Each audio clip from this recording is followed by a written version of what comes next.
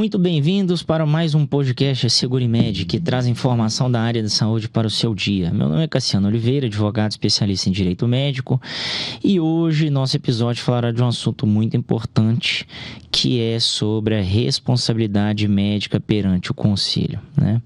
Então nós vamos falar aqui de assuntos como, código de ética, vamos abordar um pouco sobre o Código Civil e Penal, que a gente já falou no episódio anterior, mas de uma forma diferente, mas nós vamos falar principalmente das penalidades que os médicos estão sujeitos, né? Segundo o artigo 22 da Lei Federal 3.268/57, que vem falando sobre as advertências confidenciais, em aviso reservado, censura confidencial, censura pública e suspensão do exercício profissional, além da cassação do exercício profissional, né? E nós vamos falar bem rapidamente sobre a responsabilidade subjetiva e os fatores que possam afetar aí na nomenclatura de erro médico, né? Vamos dizer assim. Então vamos lá, né, pessoal? Vamos falar aqui sobre o Código de Ética, né? O que o Código de Ética vem falando? Ele vem falando e estabelecendo normas, tá? Que são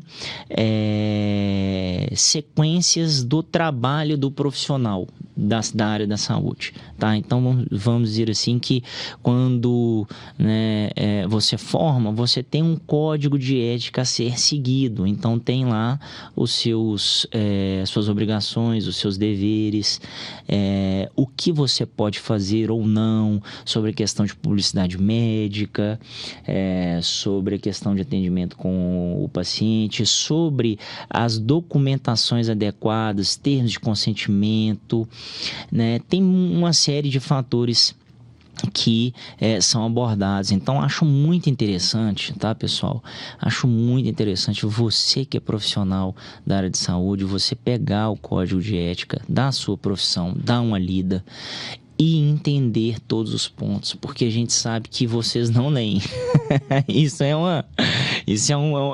um fato, né? Isso porque eu sempre pergunto, formei, não faço nem, sabia nem que existia isso. Porque isso existe uma carência dentro da grade das faculdades de medicina, de odontologia, e de todas as outras, né, áreas da saúde que não passam essas, vamos dizer assim, uma aula básica do código de ética da sua profissão. E eles não sabem os deveres e as obrigações, né, que eles têm, seus direitos, enfim. Então vale muito a pena vocês buscarem isso. Se vocês precisarem, né, conte conosco aqui que nós possamos, né, nós podemos aqui procurar e enviar para vocês. É só solicitar aí nas nossas redes sociais, os nossos links, que logo nós iremos passar. Então, pessoal, tem a questão, né, do Código Civil, que vai estabelecer a responsabilidade civil do médico. Então, se o médico gerou algum problema, né, pecuniário de indenização, o paciente tem o direito de procurar a justiça para poder pedir um dano moral, por exemplo, um dano estético, um dano existencial, né, material.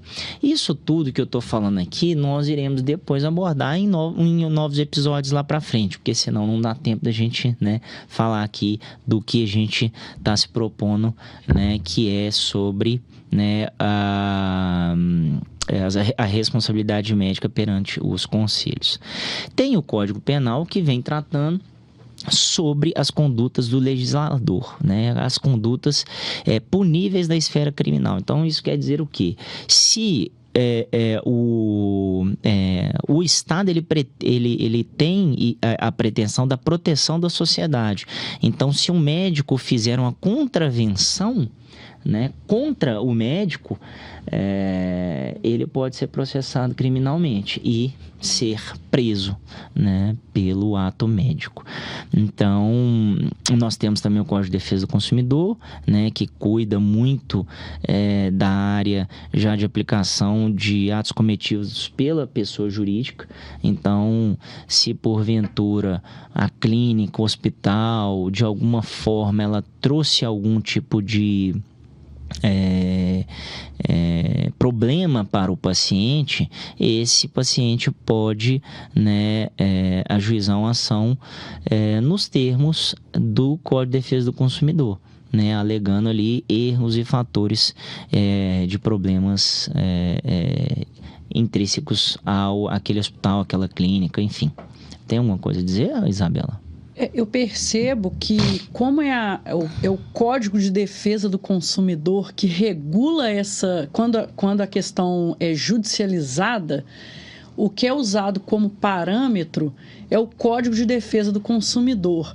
Só que o que eu vejo e noto é que isso é uma grande desvantagem para o profissional da saúde, né? Porque a relação médico-paciente, dentista-paciente, o profissional da saúde e o paciente, ela é muito mais complexa, muito mais cheia de detalhes do que quando a gente vai comprar uma televisão e ela não funciona, que você só vai lá e devolve. Então, todo o teor dessa relação é balizada numa análise do Código de Defesa do Consumidor. E esse profissional da saúde fica completamente vulnerável, né, nessa situação. Totalmente. Eu tenho essa sensação que a judicialização na área da saúde, ela avançou muito, ela cresceu muito, especialmente nos últimos 10, 15 anos. Sim, com certeza. Foi mais de 1.600%, né, de aumento de processos contra profissionais na área da saúde nos últimos anos apenas. Mas a própria área jurídica não evoluiu desse tanto, né, para tratar essas questões, e o profissional da saúde acaba a gente vendo um monte de caso de profissional que terminou condenado na esfera ética administrativa em algum ponto, acabou condenado na esfera criminal sem ter culpa de fato, por causa de um entendimento que foi balizado por um Código de Defesa do Consumidor, né? E nós temos tido até, inclusive, Isabela, já que você adentrou nesse assunto, problemas de algumas profissões, né, como cirurgiões dentistas, né, que estão fazendo aí o ROF, né, a harmonização orofacial, e eles podem colocar o antes e depois. O Código de Defesa do Consumidor é muito claro. Se você está dizendo que aquele paciente vai ficar daquele jeito, se ele juizar a ação, você perde. Porque já você está dizendo, né, um entendimento, já tem, né? esse entendimento, inclusive nas cirurgias plásticas também, quando você acaba, né, oferecendo ali aquele paciente, né, aquela certeza de que aquilo vai ficar daquela forma. Então, fica subentendido quando a pessoa posta só resultado positivo. Só os resultados. Então, logo eu terei esse resultado. As argumentações, e não é bem assim. E as argumentações, né, contrárias, né, claro, né, as argumentações dos processos que são ajuizados, né, contra os profissionais da área de saúde, vem falando muito sobre isso. Não, porque ele previu que ficaria assim, né, e muitas das vezes o termo de consentimento está falando que não. Só que eles utilizam de quê? De uma manobra jurídica, que isso está ali balizado numa jurisprudência, ele quer utilizar aquilo ali, né? Enfim. Então, a gente tem que ficar muito esperto com isso, né? Mas vamos falar aqui sobre as responsabilidades administrativas, né, mais importantes, né, que os médicos podem ter. E aí já quero te perguntar se você está gostando do assunto, se você está gostando, e vir para um amigo, dá aquela curtida, nos siga nas redes sociais. Redes sociais é @CassianoOliveiras, da Segurimed é @SeguriMedOficial, e defesamedica.online. Lá você pode mandar suas perguntas, seus questionamentos, que a gente vai ter o prazer de respondê-los. Então vamos falar sobre as penalidades que os médicos estão sujeitos. A advertência confidencial em aviso reservado. Essa punição é a mais branda de todas, ela é inicial. Então o conselho vai lá e fala reservadamente para o médico, falou, você está errando aqui, cuidado, Estou chamando a sua atenção. É pura e simplesmente uma advertência, daquilo que ele está fazendo de errado, Aí vem a B, censura confidencial com aviso reservado. É também reservado, é só para o profissional, só que um pouco mais duro. Não fica exposto, Não fica exposto, mas é uma advertência também, exclusiva, e moral, exclusivamente moral, mas que adverte mais severamente o médico, falando, cara, essa é a sua segunda advertência, censura, nós já fizemos uma advertência para você, agora nós estamos te censurando, e chamando sua atenção para esse tipo de fato. A terceira é a censura pública em publicação oficial, Essa se torna pública, então o Conselho Federal ou o Conselho Regional, ele pode fazer essa publicação no jornal de grande circulação ou no Diário Oficial da União, mas que ninguém lê, mas mais do que isso, aquele jornalzinho, sabe aquele jornalzinho que os médicos recebem trimestralmente, do Conselho Federal, sabe, da AMB, lá pode estar. Porque se torna público e lá fica seu nome. Direto eu pego, muitas vezes, e leio, sabe? O fundo e tem lá algumas e tem advertências lá as publicadas. advertências publicadas, Se você nunca viu, você que é profissional da área de saúde, depois dá uma consultada lá que vocês vão ver. Depois dessa censura pública, com publicação oficial, a gente tem a suspensão do exercício profissional em 30 dias. Essa você vai ter que ficar 30 dias sem fazer nenhum tipo de trabalho. Olha que complicado, ou seja, chegou numa situação tão grave que o cara, ele é pura e simplesmente vedado de trabalhar por 30 dias. E aí eu te pergunto, vai fazer uma diferença no seu orçamento aí, no seu financeiro? 30 dias de trabalho, 30 dias de trabalho é muito, E a última é a cassação do exercício profissional. Essa é aquela que não tem jeito mais. Cassou, meu amigo. Cabe processo? Cabe. Discussão lá na frente, muitas vezes para os tribunais superiores e tal. Mas se ficar definido, se ficou definido, você vai perder, o direito de exercer sua profissão. E assim, para você chegar nesse ponto, ou você fez uma atrocidade muito grande ali, um erro muito grotesco, uma situação de culpa grave, muito grave, como é um caso daquele pedófilo, que anestesiava as mulheres e estuprava-as, Então isso aí é grotesco, isso é gravíssimo, isso aí é cassação direto. Não chega nem nos anteriores. Então, assim, realmente a pessoa precisa errar, nem na questão profissional, porque isso não é a questão profissional, já é doença mental. Já ultrapassou já é uma doença mental. A ética, o caráter, o respeito por outro cidadão. Exatamente. Foge a qualquer situação normal. E então são esses pontos mais ali importantes, sobre essa questão das penalidades que os médicos estão sujeitos da lei, do artigo 22 da Lei Federal 3.268, E aí nós temos as responsabilidades subjetivas, que são 3 pontos: o dano, o nexo causal e a culpabilidade. Dano, quando a pessoa precisa apontar quais foram os erros. Então, a outra pessoa, se vai juizar uma ação contra o médico, ela precisa comprovar a natureza material. Exatamente. O nexo causal, a pessoa precisa fazer a comprovação da conduta médica, causadora daquele dano. É uma tríplice aqui, de responsabilidades subjetivas. E o último, a culpabilidade. Tem que mostrar a culpa efetiva daquela ação, né, ou omissão. Tem que aí estar já relacionado, entra... né, àquela pessoa. Exatamente. Diretamente. E aqui a gente já direciona sobre a questão da negligência, da imprudência e da imperícia.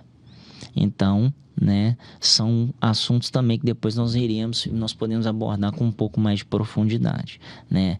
E aí, no erro propriamente dito, né, erro médico, o que a gente pode dizer sobre erro médico? Quais são os fatores? Nós temos fatores ambientais, nós temos fatores fisiológicos e fatores psicológicos, né? Fatores ambientais, é aquilo que a gente até conversou em outros episódios: barulho, agitação, calor, falta de estrutura, estímulos visuais, né? Ninguém consegue trabalhar com aquele tanto de barulho, aquele, sabe, aquela caos. Exatamente, naqueles fatores externos que nos trazem. Eu, pelo menos, quando eu estou trabalhando, se tiver qualquer tipo de barulho, me tira a atenção, né? Verdade. O outro fator é o fisiológico: fadiga, sono, uso de drogas, álcool, sobrecarga de trabalho e doença. A gente sabe que o médico anda sobrecarregado de trabalho, né? Eles ficam... Trabalham em 2, 3, 4 hospitais. E não tem tempo de descanso. Exatamente. Fazem plantões um atrás do outro. E isso subsequentes, consecutivos, né? Consecutivos. Sem intervalo. Sem intervalos. E isso vai trazer o quê? Problemas. Claro, para a segurança do paciente. Então, não tem como, né, a gente, como é que eu posso dizer, prever, né, aquele erro, né, vamos dizer assim. A gente não sabe o que aquele médico está passando, né? A gente não sabe o que ele está ali no dia a dia, né? Porque é muito sofrimento, né? E aí ele pode utilizar de drogas. A gente sabe que tem muito médico, anestesista, fácil, né? que utiliza muito de droga, né, da anestesia, né? Então, enfim, né, essa sobrecarga também de trabalho e de doenças psicossomáticas, né, psicológicas ali, do médico, isso pode afetar muito, trazendo o erro, né? E outro fator, né, que é o psicológico, né, que é o último fator ali de uma tríade aqui, né, que é o tédio, a frustração, ansiedade e estresse, né? Frustração porque muitas das vezes ele achou que ele estudou muitos anos ali, ele achou que ele ia ficar rico e não é bem assim, né? Ele se frustrou. E eu tive mesmo contato de um conhecido médico, cirurgião plástico, que suicidou. Frustração, sabe? Não só isso, ansiedade, estresse. Uma coisa vai levando a outra. E você vai tomando ali alguns remédios psiquiátricos, fazendo um segmento, etc., mas que são paliativos, mas ele não trata verdadeiramente o problema na raiz. Sabe? Porque ele correu tanto, ele estudou tanto, perdeu tanto tempo, vamos dizer assim, né, que ele não quer desistir da profissão. E muitas das vezes a profissão não é para ele. E ele pode mudar. Pode. Se ele quiser, muda. Mas o tempo foi muito, né, dispendioso para ele. Enfim, aí ele acaba tomando uma atitude, né? Enfim. A gente não sabe, né, o que pode ter passado nesse caso na cabeça, mas muitas das vezes são frustrações, ansiedades e estresse que uma coisa vai levando a outra, né? Chegando num ponto sem volta, né? Exatamente. Então, gente, esse foi nosso episódio, né? Quero agradecer a presença, Isabela, né? A sua presença, a sua presença, também. Juliana, também, e esses contrapontos que vocês, né, disseram. E esse foi mais um episódio do podcast Seguro e Médio, Gestão de Risco Profissional, um canal para saber tudo sobre a área de saúde. Não deixe de nos seguir, compartilhar e dar seu like. E querendo saber mais sobre o assunto, entre no link que está logo abaixo ou no link da biografia do nosso canal. Um forte abraço e até o próximo episódio, que nós iremos abordar, né, aquele ponto, qual que é, Juliana? Sobre o ponto... Sobre as coberturas necessárias para... As coberturas imprescindíveis, né, no seguro de responsabilidade civil. Então nós vamos falar e também algumas pegadinhas, né? Vamos dizer assim. Que acontecem nos contratos. Acontece nos contratos que ninguém te avisa. Exatamente. Só depois, quando você precisa. É isso aí, um abraço a todos, fiquem com Deus. Até mais. Até a próxima.